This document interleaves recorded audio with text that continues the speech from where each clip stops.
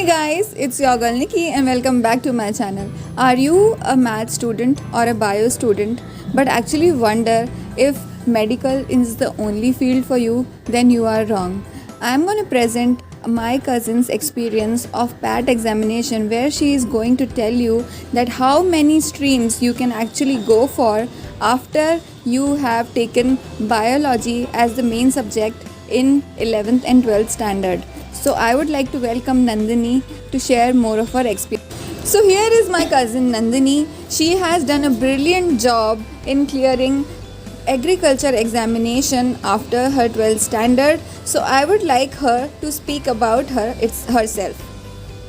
Hey guys, myself Nandini Karwa और मैंने इसी साल MP PAT 2020 एग्ज़ाम क्लियर किया है. ओके नंदिनी, हमारे पास बहुत सारे क्वेश्चंस हैं आपसे पूछने के लिए. हम एक्चुअली लोगों को ये गाइडेंस भी देना चाहते हैं कि अगर आपने बायोलॉजी लिया है 11th और 12th स्टैंडर्ड में और उसके बाद कंफ्यूज हो जाते हैं कि अगर हमने नीट क्लियर नहीं किया which is actually a very high level difficulty examination, तो उनके लिए कौन से और ऑप्शंस हैं. हम इसी सीरीज़ में एक ऑप्शन आपके लिए अवेल करने जा रहे हैं, आपको और इन्फॉर्मेशन देने चाह रहे हैं. If you are not aware of the examination PAT, that is pre-agricultural examination, then Nandini is here to tell you about her experiences, how did she clear, where did she go and actually made it through. Okay, so we are going to start the interview. Okay Nandini, हम आपसे बहुत सारे questions पूछने वाले हैं क्योंकि मुझे पता है बहुत लोगों को ये डाउट्स रहता है कि अगर नीट नहीं क्लियर किया what next. Okay, so let's begin. Which entrance exam did you give and how did you get that idea कि मैं इस फील्ड के लिए जा सकती हूँ. I have given MPPAT. The full form is Madhya Pradesh pre agricultural test.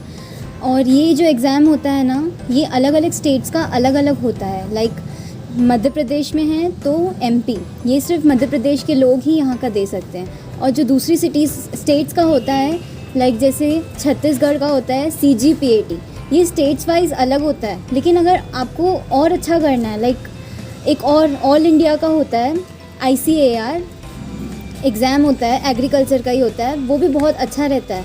और इससे ना, जैसे हम किसी स्टेट का कर रहे हैं तो हमको सिर्फ वहीं के ही कॉलेजेस मिलते हैं. लाइक मैंने मध्य प्रदेश का दिया तो मुझे सिर्फ मध्य प्रदेश के ही कॉलेजेस मिल सकते हैं. लेकिन अगर मैं ICAR में क्लियर करती तो मुझे ऑल इंडिया के कॉलेजेस मिल सकते थे. सो यही है. और मेन इन्होंने पूछा कि मैंने इसी फील्ड को क्यों चुना, क्योंकि मेरा मेन पर्पस ये था कि मुझे ज़्यादा पढ़ाई नहीं करनी है. मतलब मुझे दूसरी चीज़ों की तरफ भी ध्यान देना है. लाइक मेरे को सिंगिंग में बहुत इंटरेस्ट है, म्यूज़िक में इंटरेस्ट है, तो मैं अभी जो सीख रही हूँ म्यूज़िक, तो मेरे को उस फील्ड में भी जाना था. तो इसलिए मैंने ज़्यादा पढ़ाई वाली नहीं चूज़ की फील्ड, यही चूज़ किया. तो इसमें मतलब मैं दूसरी चीज़ें भी ध्यान दे सकती हूँ. So Nandini, one point that I really admire what you said कि आपको अपना कैलिबर मालूम है, आपको ये पता है कि आपके कौन से हॉबीज़ हैं and you do not want to compromise on your hobbies. तो आपको ये है कि भाई मुझे अपनी hobbies side by side pursue करनी है, एज वेल एज मुझे पढ़ाई भी करनी है, अच्छी जॉब भी चाहिए, everything in one package, right. Great idea guys. If you do not want to devote all your time to clear one entrance examination, then you can go for PAT if you have taken biology as your main subject in 11th and 12th. Great, thanks Nandini. It's really making sense to me. All right, तो PAT examination और ICAR examination का criteria क्या होता है? Criteria पूरा same जैसे NEET का होता है, पूरा सेम रहता है. बस ये रहता है नीट से थोड़ा लो लेवल का रहता है. लेकिन जस्ट मैंने अभी in terms of difficulty level you are saying. Okay, difficulty level थोड़ा कम रहता है. All right. तो Nandini, if I am a biology student, तो मैं पैट क्लियर करती हूँ या मैं पैट के डायरेक्शन में जाती हूँ, तो ऐसी कौन सी अपॉर्चुनिटीज़ हैं that I can look for in future. मैं सपोज़ मैं ये डिग्री क्लियर कर लेती हूँ. By the way, what is the degree जो आप करते हो? BSc honours in agriculture. BSc honours in agriculture. Okay, अगर मैं BSc ऑनर्स इन एग्रीकल्चर हो जाती हूँ तो मेरे पास कौन से पाथ्स खुल जाते हैं मेरे लिए, मेरे पास कौन सी अपॉर्चुनिटीज़, जॉब ओपनिंग्स और मास्टर्स, इसका क्या स्कोप है आगे? Agriculture has grown tremendously and उसका स्कोप भी बहुत ज़्यादा आगे बढ़ चुका है. एज़ वी नो कि काफ़ी टाइम पहले से ये चालू हुआ था, जो हम अपने एवोल्यूशन चैप्टर में पढ़ते थे कि एग्रीकल्चर लगभग कुछ 10,000 साल पहले आया था और अभी इसका स्कोप इतना बढ़ चुका है कि लाइक इसमें हम कुछ भी कर सकते हैं। लाइक इसमें हमारी जो ग्रेजुएशन डिग्री होती है वो आपकी 4 इयर्स की रहती है, 4 साल की आपकी डिग्री रहती है जो मेन बीएससी की रहती है। और इसमें आप ये भी कर सकते हैं, एग्रीकल्चरल इंजीनियरिंग होती है, इंजीनियरिंग के लिए आपके पास मैथ्स होना कंपलसरी है। एंड इसमें हम फूड टेक्नोलॉजी में जा सकते हैं, डेयरी फार्मिंग होती है, पोल्ट्री फार्मिंग होती है एंड बहुत सारी चीज़ें हैं, एग्रीकल्चरल इकोनॉमिक्स होता है, अलग अलग चीज़ें होती हैं। और जो मैं बेसिकली कर रही हूँ वो है बीएससी इन ऑनर्स एग्रोनॉमी, ये मेरी डिग्री है। देन फिर इसके बाद 2 साल का 2 इयर्स का पीजी पोस्ट ग्रेजुएशन प्रोग्राम, और इसमें हम लाइक एमएससी भी कर सकते हैं और एमबीए भी कर सकते हैं। अब हम ये सोचते हैं ना कि लाइक कॉमर्स में अलग अलग एमबीए होते हैं, लाइक फाइनेंस में कर सकते हैं, डिजिटल मार्केटिंग होती है, इसमें अलग अलग होता है। इसमें एक एग्रीकल्चर का ही एक स्पेसिफिक एमबीए होता है जिसको एग्री बिजनेस मैनेजमेंट कहा जाता है। सो ये काफ़ी अच्छे कॉलेजेस इंडिया में हैं जो देते हैं ये एजीएम का program, and it's a good thing या रियली। और फिर देन इसके बाद पीएचडी, जिनको इंटरेस्ट है वो पीएचडी में जा सकते हैं, then professor. Awesome. I mean if you are taking biology, side by side maths लिया हुआ है आपने 11th-12th में, तो आप इंजीनियरिंग एंड एग्रीकल्चर कर सकते हो, राइट? या सो गाइज, अगर आपने 11th-12th में मैथ्स भी ले लिया है तो और बायोलॉजी भी ले लिया है तो आपके पास और स्ट्रीम्स खुल जाते हैं एग्रीकल्चर इंजीनियरिंग में। सो या मुझे नहीं पता था कि इतना कुछ है, यू नो, आप, क्योंकि मेरा यही परसेप्शन था कि अगर आपने बायो लिया है मतलब आपको डॉक्टर बनना है, and which is not so. तो ये वीडियो सिर्फ और सिर्फ अवेयरनेस फैलाने के लिए है कि भाई नहीं, don't lose, don't give up hope. बहुत सारे ऑप्शंस हैं, you just need to be aware and you need to know the right thing. Okay, moving on. Nandini, in which attempt did you pass the examination? Second attempt. Second, yeah.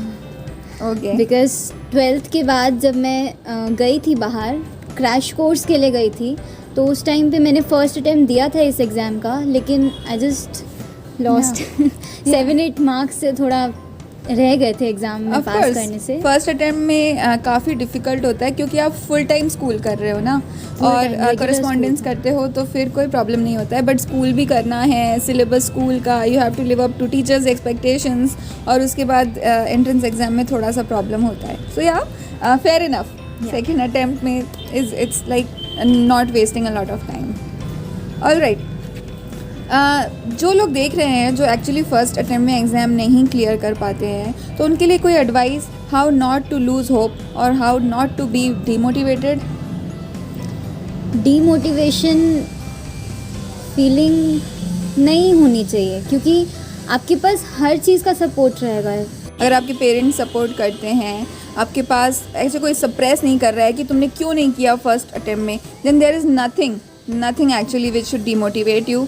ये सिर्फ इतना ही होता है कि 1 साल पहले और 1 साल बाद में, which actually doesn't make any difference. If you are actually willing to go for it, time will not matter to you, you will keep trying and of course you will succeed. Yeah, first attempt and second attempt, it's just a matter of numbers. Doesn't matter, अगर आपको passion है आप clear करोगे। All right, thank you Nandini. आपने कहाँ जाकर course किया, और एक्चुअली कोई ऐसा इंस्टीट्यूट हो जो आप रेकमेंड करोगे तो वो भी बता सकते हो। मैंने तो क्या किया था कि जब मैंने 12th कंप्लीट किया था अपना, तो मैं आई वेंट टू जबलपुर से मैंने वहाँ पे एक पैट गैलेक्सी इंस्टीट्यूट था, मैंने वहाँ से क्रैश कोर्स किया था, लगभग 2.5 महीने का था वो, 2.5 months। तो वहाँ से मैंने पढ़ाई की थी और फिर उसके बाद फर्स्ट अटेम्प्ट दिया था। फर्स्ट अटेम्प्ट में नहीं हुआ तो फिर मैंने घर से ही प्लान किया कि मैं घर से ही ड्रॉप लेके सेकेंड अटेम्प्ट देने जा रही हूँ, तो मैंने घर से ही पूरा प्रिपेयर किया। और इस alright, great. Jabalpur is a good option if you want to prepare for PAT, जैसे नंदिनी मेंशन। ओके नंदिनी, जब आप जबलपुर गए थे क्रैश कोर्स करने, या आपने जब यहाँ पे वापस भी आ गए, तो डेली रूटीन क्या था that one must follow if you are appearing for PAT? वहाँ पर जबलपुर में तो डेली रूटीन यही कोचिंग से ही स्टार्ट होता था। सुबह 8 बजे कोचिंग 1 बजे तक चलती थी, दिन के 1 बजे तक चलती थी, और फिर उसके बाद घर आके थक जाते थे, खाना वाना खाओ, देन फिर थोड़ी देर रेस्ट लेके फिर पढ़ाई पे बैठो। लगभग 4:30 से हमें फिर से पढ़ाई पे बैठना पड़ता था, और फिर उसके बाद रात तक बैठते थे, बीच बीच में ब्रेक्स लेते थे। देन फिर रात को फैमिली से बात, क्योंकि घर वाले भी फ़ोन करते थे कि यहाँ के अपडेट्स क्या हैं, हम उनको देने पड़ते थे। कोचिंग कैसी है, टीचर्स कैसे हैं, सब बताना पड़ता था। एनवायरनमेंट कैसा मिल रहा है हमें, ये सब देना पड़ता था। सो बस यही रूटीन रहता था रोज़ का, सुबह कोचिंग, रात तक पढ़ाई। तो हाँ, कि क्रैश कोर्स का टाइम काफ़ी टीडियस हाँ। था, जिसमें आपको a day packed of routine जैसा फॉलो करना पड़ता था कि आप ज़्यादा यहाँ वहाँ उस टाइम पे जाना अफोर्ड नहीं कर सकते। Alright Nandini, what was your experience in pandemic? Like उस वक्त कोई डाइवर्जन, आप अपने पाथ से भटके या काइंड ऑफ ऐसा कुछ था? स्टार्टिंग में तो मतलब यही था, क्योंकि मैंने ड्रॉप लिया, मैंने घर से ही प्रिपेयर किया, तो मेरे लिए रूटीन पूरा वही था। पैंडमिक के टाइम पे भी रूटीन वही था, कुछ चेंज नहीं हुआ। बाद में जो चेंज आया, लाइक थोड़ा सा मन हट गया था, सच्ची में थोड़ा सा मन हट चुका था पढ़ाई से, क्योंकि डेट्स चेंज हो रही थी बार बार। यही टेंटेटिव डेट आ रही थी हमारे पास, कुछ डिसाइडेड था नहीं, लग रहा था पेपर होगा भी कि नहीं होगा इस साल, कुछ पता ही नहीं था क्या होने वाला है। तो बस उस टाइम पे पढ़ाई मतलब की थी, इतनी नहीं की थी। तो फिर बस यही, फिर आखिरी में फिर आया कि अब फाइनली होगा, तो बस फिर लग जाए पढ़ाई पे। तो इसमें एक एडवाइस है कि आप सबकी बातें मत सुनो, whatever you are doing, don't listen to many people, और आप अपने गोल पे फोकस्ड रहो, और बस जो होना होगा अपने टाइम पे होगा, and you should be well prepared. Yes. Okay, finally the exam day, क्या फीलिंग था फाइनली जब इतने होगा नहीं होगा के बाद फाइनली वो दिन आया? एग्ज़ाम डे मतलब यही फीलिंग थी, ठीक है मेहनत की है अपनी, जो होगा देखा जाएगा आगे। इसमें हुआ सिलेक्शन तो भी ठीक, नहीं हुआ आगे और भी अच्छी अपॉर्चुनिटीज़ हैं हमारे पास, जिनके लिए हमें नहीं रुकना है। बिकॉज़ घर वाले भी हमेशा यही कह रहे थे कि भले ही इसमें नहीं हुआ, ठीक है आगे और अच्छी अपॉर्चुनिटीज़ है, लाइफ यहीं पर ही ख़त्म नहीं हो जाती है ना, एक एग्ज़ाम पे ही थोड़ी नहीं टिके रहना है हमें हमेशा के लिए। ठीक है जैसा भी हुआ देखा जाएगा, बट हमें अपनी मेहनत रखनी थी पूरी, क्योंकि 1 साल का drop is not an easy thing. मतलब होता है ना फैमिली रिलेटिव्स वगैरह, क्लासमेट्स थे, आप उनको वही सब डिग्री बोलते करते हैं, हुए देखते हो, वही कि हमें मतलब उनको वो आगे बढ़ चुके हैं, हम 1 साल थोड़ा पीछे हैं, तो बस हमें मेहनत रखनी है अपनी कि हमने जो 1 साल लिया वो वेस्ट ना हो, किसी भी हालत में वेस्ट ना हो। मतलब हमने कुछ तो उसका वैल्यू, उसका वर्थ लिया, मतलब उसकी कुछ तो वैल्यू थी उस 1 साल की। तो बस उस 1 साल में पूरी मेहनत थी जितनी भी थी, इट वाज अ गुड, मतलब अच्छा एक्सपीरियंस था काफ़ी। बहुत अच्छा पॉइंट नंदिनी ने मेंशन किया, इतना इमोशनली किसी डिग्री या किसी एग्ज़ाम से मत कनेक्ट हो जाओ कि बाद में आपको इतना हर्ट हो that you are good for nothing after that. So life brings a lot to you, अगर वो आपको नहीं मिला है तो there must be some reason behind it. तो आप अपने आप को ऐसे होपलेस मत हो जाओ कि भाई यही था जो था, उसके बाद कुछ नहीं आना, ऐसा कुछ भी नहीं है। There is a lot to come, it's long way to go. Okay, आप अपनी पूरी मेहनत करो, आपको मिलता है तो वो आपका था, नहीं मिलता है और आपको पैशन है, आप फिर से प्रिपेयर करो, डीमोटिवेट मत हो जाओ। ओके नंदिनी, तो फाइनल थिंग, जो हमने सब कुछ कवर कर लिया, फाइनल कुछ टिप्स जो आपने शायद नीट के लिए भी एक बार सोचा होगा क्योंकि आपने बायो लिया कि मुझे मेडिकल में जाना है, then what made you decide, या ऐसी कुछ भी मिला के टिप्स आप हमारे और फेलो स्टूडेंट्स को देना चाहते हो तो गो अहेड। एक चीज़ जो मतलब मुझे पर्सनली अच्छी लगती है वो ये है कि मुझे नेचर से क्लोज़ रहना बहुत अच्छा लगता है, बहुत ही ज़्यादा पसंद है मुझे नेचर, प्लांट्स के पास रहना, उनकी फीलिंग्स देखना। लाइक मतलब कहते हैं ना, साइंटिस्ट ने भी ये प्रूव किया है कि हम जब प्लांट्स के पास जाते हैं वो हमारी फीलिंग्स सुनते हैं, उसे महसूस करते हैं। तो मुझे ये चीज़ बहुत अच्छी लगती थी और मैं हमेशा से बचपन से ही नेचर से क्लोज़ रहना चाहती थी। तो मैं फील्ड भी यही उठाई हूँ कि मुझे नेचर से क्लोज़ रहना है। सो इसलिए मैंने यही उठाया। और एक टिप जो उन्होंने कहा कि प्रेशर नहीं लेना है अपने ऊपर, चाहे कुछ भी हो जाए। इट्स जस्ट एन एग्ज़ाम, हुआ तो ठीक, नहीं हुआ बहुत अपॉर्चुनिटीज़ हैं आगे, बहुत सारी। और हमें अभी तक ये भी नहीं पता था, मुझे भी नहीं पता था कि हमारा रियल पैशन किस चीज़ में है। लाइक कुछ लोगों को कुकिंग पसंद रहती है, कुछ लोगों को डांसिंग अच्छी लगती है, गो फॉर इट।